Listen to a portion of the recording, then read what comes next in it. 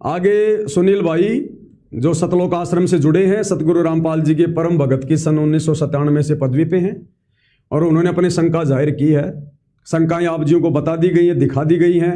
अब सुनील भाई को ये बातें समझ में क्यों नहीं आ रही, ये तत्व भेद वाली? क्योंकि परमात्मा कहते हैं तत्व भेद एक न्यारा रे साधु भाई, तत्व भेद एक न्यारा, तत्व भेद एक न्यारा रे साधु भाई, तत्व भेद एक न्यारा।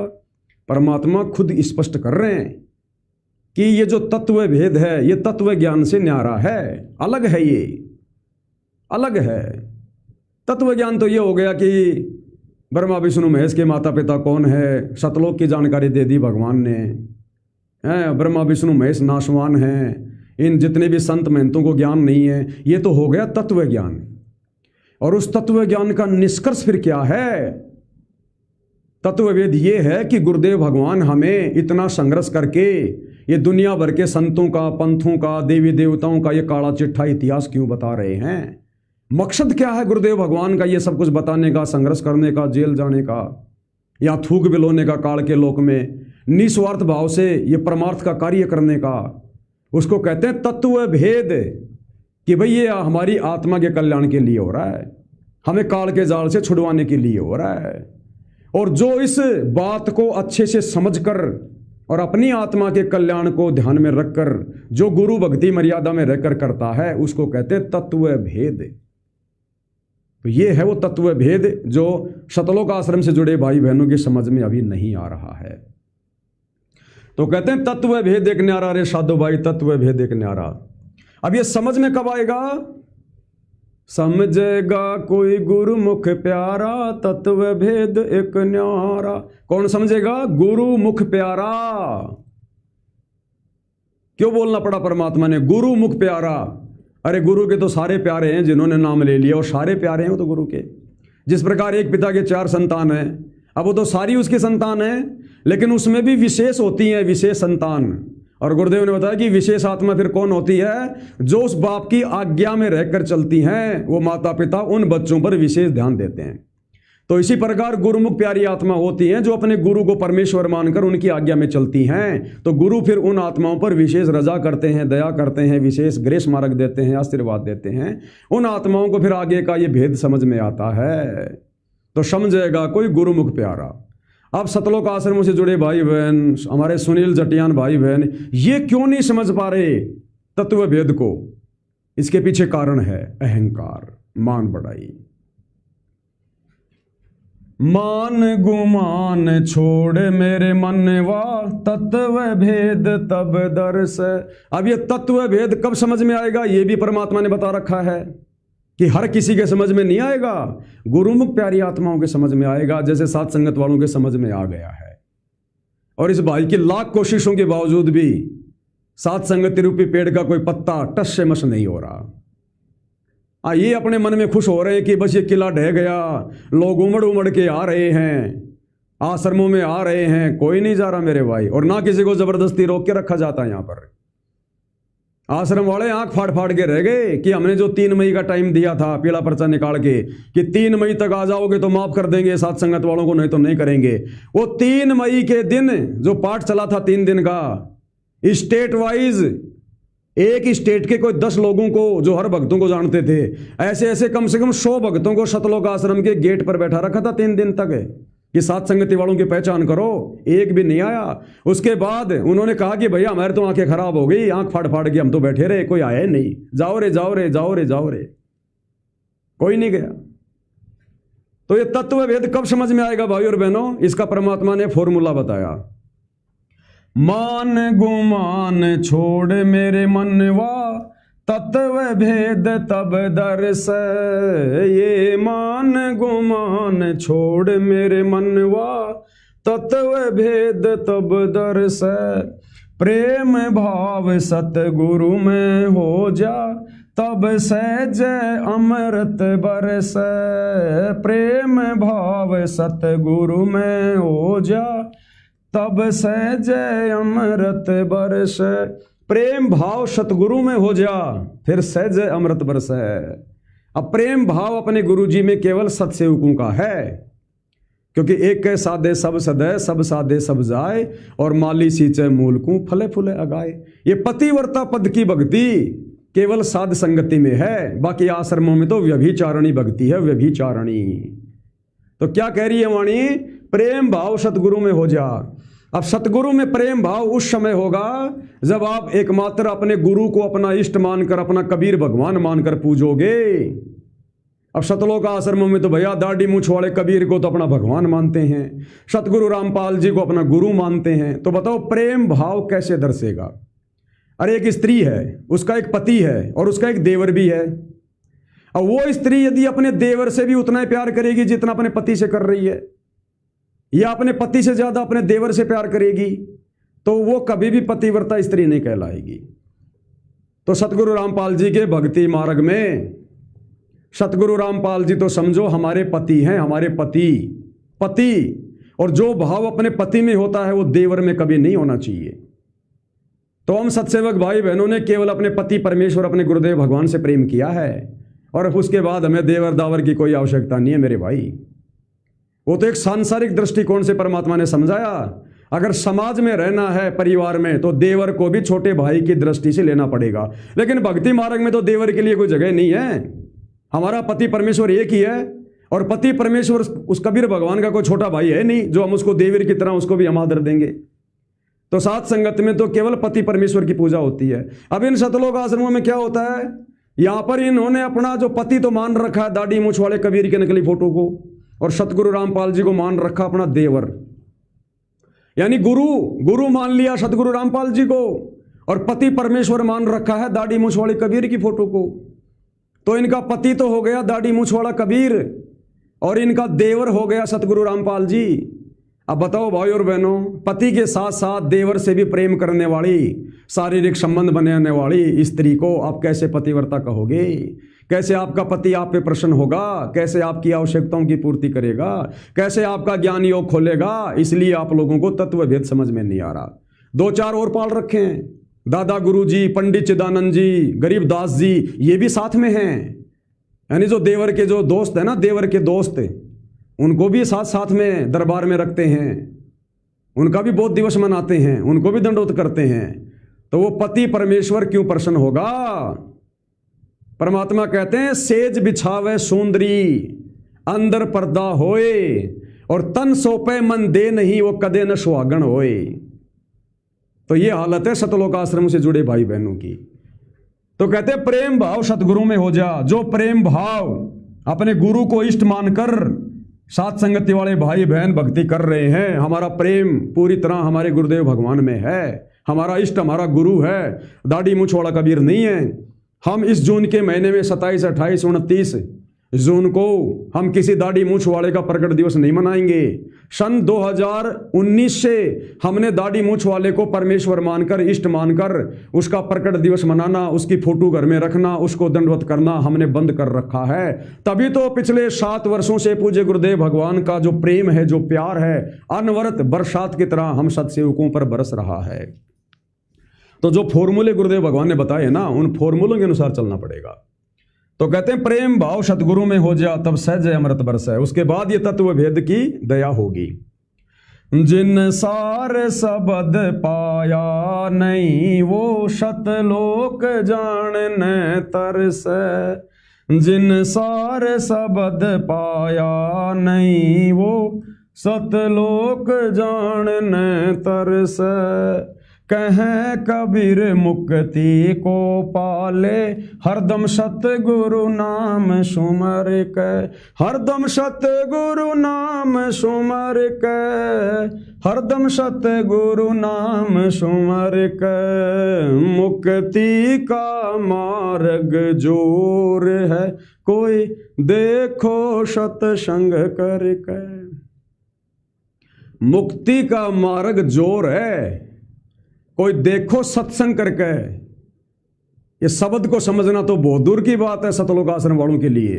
इस शब्द का जो ये पहला जो अक्षर है, पहली जो लाइन है कि मुक्ति का मार्ग जोर है, कोई देखो सत्संग करके, तो सत्संग करने की तो आज्ञा है ही नहीं। अरे सत्संग तो केवल हमारे गुरुदेव भगवान कर सकते हैं। जीव क्या सत्संग करेगा? जीव सत्संग नहीं कर सकता। जीव तो उनके द्वारा किए गए सत्संगों पर ज्ञान चर्चा कर सकता है, साथ संगति कर सकता है। गुरु पद पर बैठकर सत्संग तो सतगुरु ही करते हैं। तो बताओ फिर, जीव तो सत्संग कर ही नहीं सकता, भगत तो सत्संग कर ही नहीं सकता, फिर वाणी क्यों कह रही है कि देखो सत्संग करके? यहां सत्संग का मतलब क्या है? मुक्ति का मार्ग जोर है, यानी मोक्ष का मार्ग बहुत कठिन है। सुनील भाई, मुक्ति का मार्ग जोर है, यानी मोक्ष प्राप्ति का मार्ग बहुत कठिन है। कोई देखो सत्संग करके, सत्संग यानी सच्चे के रास्ते पर चलकर, सत्य की राह पर चलकर, जो सच्चा रास्ता आपके गुरु ने आपको दिखा दिया, जो गुरु मर्यादा, जो गुरु वचन आपको दे दिया, किस प्रकार से अपने गुरु को इष्ट मानकर इस भक्ति मार्ग पर चलना है, एक शादय सब सदय और पतिव्रता पद पर रहकर भक्ति करनी है। कहते हैं वो सत्संग करके देखो, उस सत्य की राह पे चलकर देखो, कितना संघर्ष होगा, काल तुम्हारा कितना पीछे लगेगा। जैसे हम सत्सेवक भाई बहनों के सन 2014 से ये काल किस कदर पीछे लग गया था आश्रम वालों के माध्यम से, क्योंकि खुद तो आता नहीं, अपने एजेंटों को प्रेरित करता है। तो सतलोक आश्रम के मैनेजमेंट, गुरु का परिवार, ये बड़े बड़े भगत 2014 से किस प्रकार हमारे पीछे लगे हुए हैं, क्योंकि हम सत्संग कर रहे हैं, हम गुरु वचन पर चल रहे हैं, सत्य की राह पर चल रहे हैं, अपने गुरु को इष्ट मान के चल रहे हैं हम। इसलिए वाणी कहती है मुक्ति का मार्ग जोर है, मोक्ष प्राप्ति का मार्ग बहुत कठिन है। कोई देखो सत्संग करके, अपने गुरु के उन पद चिन्हों पर चल के देखो, गुरु के पद चिन्हों पर चलकर, अपने गुरु के पद चिन्हों पर चल के देखो, तब पता चलेगा कि मुक्ति का मार्ग क्या है। यहां तो तुम्हारे से भाई ये विषय वासना का रोग नहीं छूट रहा, ये संभोग क्रिया नहीं छूट रही, जो कि कुत्ता कर्म है, सुअर कर्म है। तुम कैसे सतगुरु रामपाल जी से उपदेश लेकर मोक्ष प्राप्त करोगे? तो कहते हैं जिन सार शब्द पाया नहीं वो सतलोक जानने तरसे। और सार शब्द पाना क्या है? सार शब्द कोई मंत्र नहीं है, गुरुदेव ने क्लियर कर रखा है विशेष संदेशों में कि सार शब्द कोई जाप करने का मंत्र नहीं है। चौथी बार में हम कोई मंत्र नहीं देते, कोई दीक्षा नहीं देते। ये वर्तमान में भाई बहन जो ओम सोहम सत्य कबीरा, ओम सोहम सत्य कबीरा जो ये जाप कर रहे हैं ना, ये कोई मंत्र जाप नहीं है, ये तो झुंझुना दे रखा गुरुदेव ने बच्चों को खुश करने के लिए। जिन सार शब्द पाया नहीं वो सतलोक जानने तरसे। सार शब्द पाने का मतलब है जिसने अपने गुरु को प्रसन्न नहीं किया। हम हैं शब्द शब्द हम माही और हमसे भिन्न और कछु नाई। शब्द निवास आकाशवाणी यो सतगुरु का रूप है। तो असल में सार शब्द क्या है? गुरु की परमात्मा के रूप में पहचान। और गुरु की परमात्मा के रूप में पहचान होने के बाद गुरु को प्रसन्न करने के लिए जो भक्ति क्रिया आप करोगे, संसार से उल्टे हो जाओगे, विषय वासनाओं से मुंह मोड़ लोगे। विषयों से मुखड़ा मोड़ लिया, सायब से नाता जोड़ लिया। सार शब्द कब मिलेगा? विषयों से मुखड़ा मोड़ लिया। विषय काम क्रोध लोभ मोह अहंकार। कहते हैं भगत जब इनसे मुंह मोड़ लेगा, किनारा कर लेगा, कट्टम कट्टा हो जाएगा। जैसे हम छोटे छोटे थे, आपस में लड़ाई झगड़े हो जाते थे किसी बात को लेकर, तो क्या कहते थे? दांत के नाखून लगा के यहाँ, तेरे से कट्टम कट्टा, चल अब नहीं बोलूंगा तेरे से। तो विषय विकारों से, स्त्री भोग से कट्टम कट्टा करना पड़ेगा, कट्टम कट्टा। विषयों से मुखड़ा मोड़ लिया, सायब से नाता जोड़ लिया। साहिब कौन? सतगुरु रामपाल जी भगवान, अपने गुरु से। और उनसे नाता कब जुड़ेगा? जब इन विषय विकारों से मुखड़ा मोड़ेंगे। विषयों से मुखड़ा मोड़ लिया, सायब से नाता जोड़ लिया। उन भरम भटकना फोड़ लिया, जिसने पूरे गुरु का साथ किया।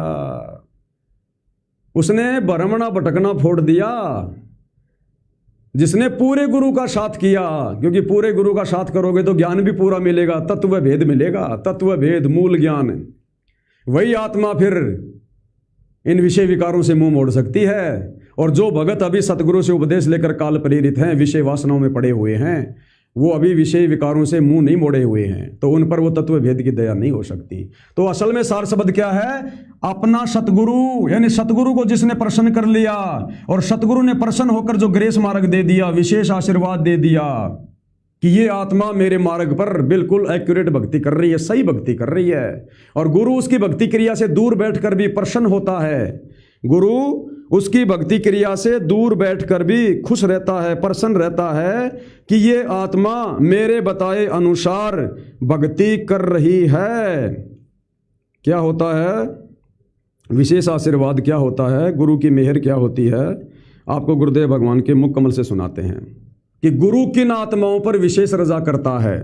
क्या देख लेता गुरु उन भक्तों के अंदर जो उन पर विशेष दया करता है, रजा करता है।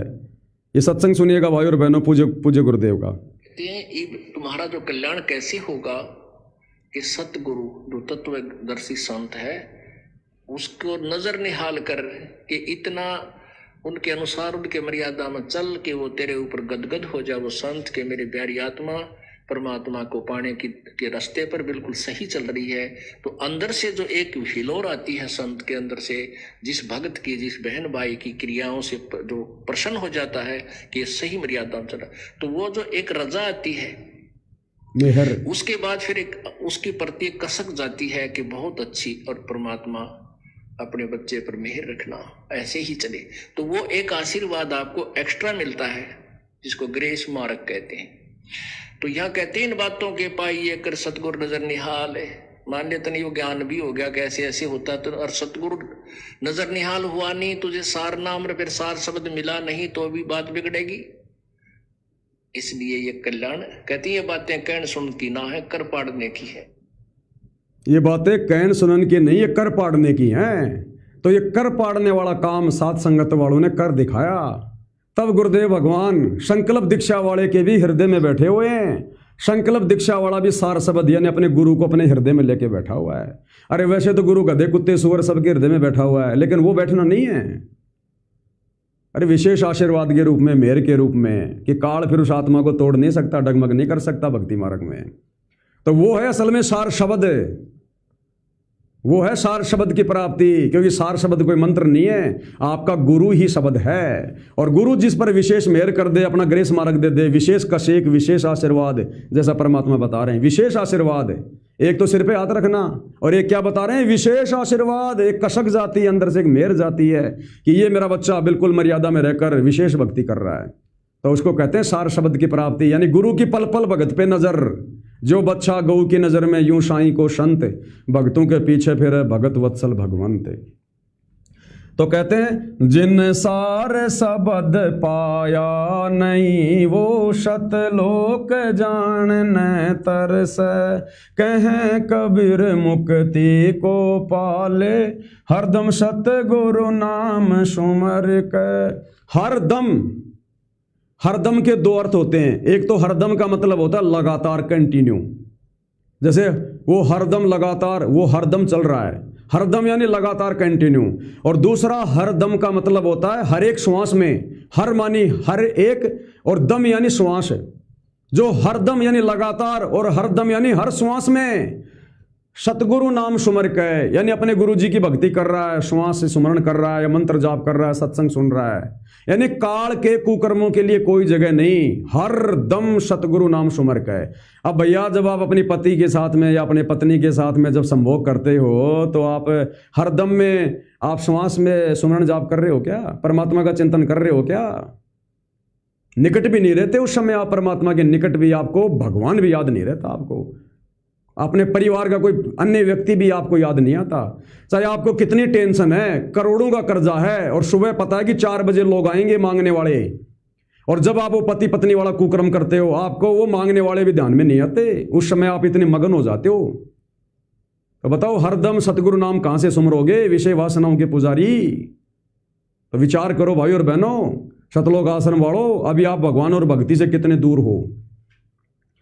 कहें कबीर मुक्ति को पाले, मुक्ति यानी अगर सतलोक जाना है तो हरदम सतगुरु नाम सुमर के, हरदम सतगुरु नाम सुमर के, हरदम सतगुरु नाम सुमर के। मुक्ति का मार्ग जोर है कोई, देखो सत्संग करके, देखो सत्संग करके, यानी अपने गुरु जी के दिखाए रास्ते पर चलकर, अपने गुरु जी के पद चिन्हों पर चल के दिखाओ अगर मोक्ष चाहिए तो। अरे हमारे गुरुदेव सतगुरु रामपाल जी भगवान वैसे तो ये निर्विकार निर्विषम परमात्मा, लेकिन लीला परमेश्वर कुछ भी कर सकते हैं। जब से पूज्य गुरुदेव भगवान भक्ति मार्ग में आए हैं इस काल लोक के विधान अनुसार, उसी दिन से सतगुरु रामपाल जी ने सांसारिक दृष्टि में, लोक दिखावे में, हालांकि परमेश्वर तो इस कुक्रम के नजदीक भी नहीं होते हैं, लेकिन उसी दिन से उस परमेश्वर ने लोक दिखावे में, सांसारिक दृष्टि में पति पत्नी व्यवहार को त्याग दिया था। उसी दिन से पति पत्नी व्यवहार को समाप्त कर दिया था। तो बताइए भाई और बहनों, उसी भगवान की भक्ति करते करते यदि हम उसी विषय वासना वाले कुक्रम में लगे रहेंगे तो हमारी मुक्ति कैसे होगी? 17 जून सन 2019 कबीर प्रकट दिवस रोहतक, उस समय सतगुरु रामपाल जी की जो काल लोक में धर्म पत्नी थी अनारो देवी, उस अनारो देवी ने अपनी बेटी मंजू के साथ खड़ा होकर पशु मेला ग्राउंड रोहतक में दैनिक भास्कर को इंटरव्यू दिया था कि मैं पिछले 25 वर्षों से सतगुरु रामपाल जी की बेटी बनकर भक्ति कर रही हूं। पिछले 25 वर्षों से, यानी 1993 से सतगुरु रामपाल जी ने सत्संग करना शुरू किया था, और 2019 25 साल, तो उस अनारो देवी ने साफ साफ कहा था कि मैं पिछले 25 वर्षों से सतगुरु रामपाल जी की बेटी बनकर और मैं भक्ति कर रही हूं। यानी उसी दिन से सतगुरु रामपाल जी ने इस कुकर्म को त्याग दिया, छोड़ दिया, क्योंकि वो एक अच्छे भगत की भूमिका भी कर रहे थे। साहिब से सतगुरु भय, सतगुरु से भय संत, और धर धर वेख विशाल अंग, वो खेल आदि और अंत। सन 1951 8 सितंबर के दिन वो साहिब सतलोक से चलकर पृथ्वी पर प्रकट हुए। साहिब से सतगुरु भय, सतलोक से वो कबीर साहिब चलकर इस पृथ्वी लोक पर सतगुरु की लीला करने आए। 8 सितंबर 1951 साहिब से सतगुरु भय और सतगुरु से भय संत। सतगुरु से आगे फिर वो एक संत की भूमिका में, एक भगत की भूमिका में। कब? 17 फरवरी 1988 को 12वें पंथ में उन्होंने प्रवेश किया। आदरणीय रामदेवानंद जी को मुंह बोला गुरु बनाया। 6 साल उन्होंने एक अच्छे भगत की भूमिका निभाई, संत की भूमिका निभाई, और अच्छे भगत की भूमिका में उन्होंने अपनी पत्नी का परित्याग कर दिया, शारीरिक संबंधों का त्याग कर दिया। शारीरिक संबंधों का अनारो माई ने क्लियर किया। सॉरी, अब देखो जुबान पे आ जाता है, यानी जैसी संगत वैसी रंगत। तो सोचो आश्रम वालों का क्या हाल होगा। आश्रम वाले उसको अनारो माई कहते हैं, जबकि वो माई नहीं है, वो माई नहीं है, वो हमारी गुरु बहन है। उसको माई कहने वाला भी मूर्ख भगत है। इस भक्ति मार्ग में कोई किसी की माई नहीं, कोई किसी का भाई नहीं, ध्यान रख लेना अगर गुरु को परमात्मा मानते हो तो उसी दिन से परमेश्वर ने शारीरिक संबंध खत्म कर लिए, अपनी पत्नी को भी अपनी बेटी बनाया, बेटी। अब सोचिए भाई और बहनों, आप और हमें मुक्ति दिलाने के लिए यदि सतगुरु रामपाल जी अपनी पत्नी को अपनी बेटी बना सकते हैं, तो हम नीचों ने मोक्ष प्राप्त करने के लिए फिर अपनी पत्नी को अपनी बहन बनाने में क्या शर्म है। जो लोग ये कहते हैं ना कि आश्रम से जुड़े भाई बहन जिनसे विषय वासना छोड़ी नहीं जा रही, कि कोई अपनी पत्नी को बहन कैसे बना सकता है, तो अपने गुरु सतगुरु रामपाल जी से जाके पूछो कि उन्होंने अपनी पत्नी को अपनी बेटी कैसे बना लिया। और जो अपनी पत्नी को बेटी बना सकता है, तो फिर अपनी पत्नी को बहन बनाने में हम भक्तों को भला क्या दिक्कत है भाई?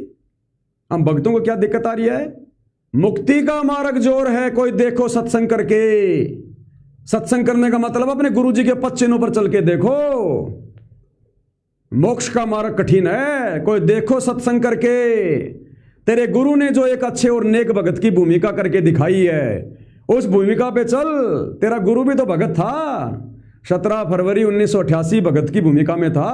तेरे गुरु ने अपनी पत्नी को अपनी बेटी क्यों बनाया? क्यों बनाया भाई? जबकि तेरा गुरु तो मुक्त है, उसने तो कोई मोक्ष प्राप्त नहीं करना, वो तो जब मर्जी आए जब मर्जी जाए सतलोक में, वो तो राजा है।